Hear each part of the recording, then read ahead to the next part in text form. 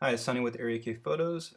Today we're going to cover basic white balance correction for an ocean image with a lot of fish. The big problem we have with the ocean is the lack of red that our camera captures in the water. So it's a lot different in our image that we capture versus what we actually physically see. So our main goal is to get this image looking very similar to what we actually saw in the ocean. The main thing I'm going to do on this guy, as I start with most of my images, if I'm shooting a fisheye lens, I'll go ahead and enable the profile corrections on here.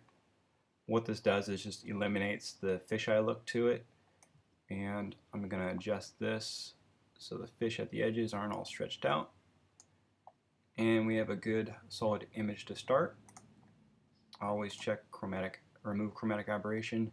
Just gets rid of little edging, fringing, which sometimes happens on your photos at certain apertures. So here we go. We have our basic image, and we're going to go ahead and go to our white balance sliders to start.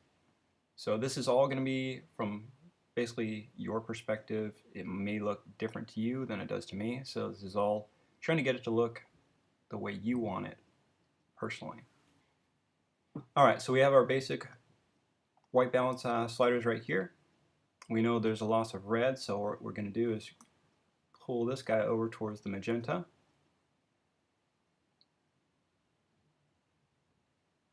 And you could already see just with the one slider, it already helps a lot. You could actually now see the yellow stripe on the fish versus before. You can kind of see it, but it looks a little more greenish. And next one we're going to work with is the temperature versus the tint. We're going to warm this up a little bit until it looks the way we like it. And to me that looks pretty solid on here, and now we can go ahead and play with our other tools. I'll go through, start from top to bottom here, exposure. Can maybe brighten it up just a little bit because I know I'm going to make some adjustments to darken it.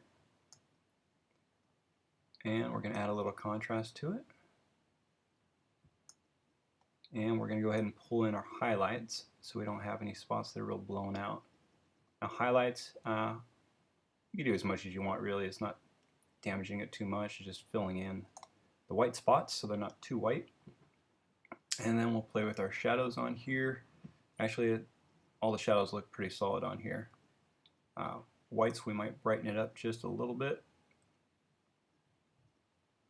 And what I can do while I'm doing this, also, I can hit the Option key on my keyboard as you're sliding it. And you can see, once you see those, you've gone a little too far. So you want to make it so those are all gone, but just right before. Again, that's the Option key on my Mac while I'm holding down this adjustment slider. And now we're going to go ahead and add a little bit of black to it. Now, same thing on the blacks. As you're adjusting, you can see we don't want those guys to show up on there. And you could also give it a general look with your eye. I'm going to go ahead and put this to about -47. Looks pretty good on there. And then I can go ahead and sharpen up the image a little bit with the clarity. There we go. And I might add a little bit of vibrance to it. That looks about right. So here we go. That was just a basic white balance adjustment on it.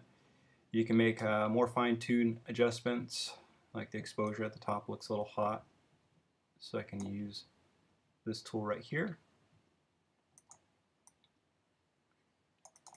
Pull it down a little bit, maybe add a little more highlights to it. Really personal preference on it. But I think that looks pretty solid. And there we go. That's the finished look on here. You can see I might rotate the crop just a little bit.